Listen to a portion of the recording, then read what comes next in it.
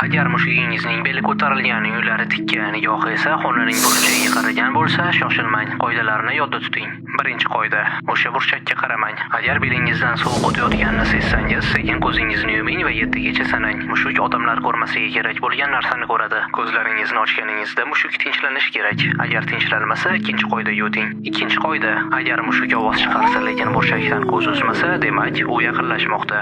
Mushukni qo'lingizga oling, hatto tirnasa ham, va sekin eshik tomonga yuring. Orqangizga qaramang. Koridorda chiroqni yoqing. Bu uni biroz to'xtatadi. Uchinchi qoida: agar burchakdan shovqin eshitsangiz, yerga metal narsani tashlang. Masalan, kalitni. Agar tovush yo'qolsa, sizda 1 daqiqa vaqt bor. Shu orada xonadan chiqing. Agar shovqin kuchaysa, joyingizda qoting va yodingizdagi she'rni ichingizda takrorlang. U qofiyani yomon ko'radi. 4-qoida: ertalab burchakni tekshiring. Agar u yerdan jun parchasini topsangiz, yoqing va qo'lini sochib yuboring. Agar mushuk 1 sutkadan ko'proq xonaga kirmasa, demak, u hanuz shu yerda. Oxirgi ogohlantirish: agar bir kuni mushuk bo'sh burchak bilan gaplasha boshlasa, darhol bu yerdan ko'chib keting. Bu uy endi sizniki emas.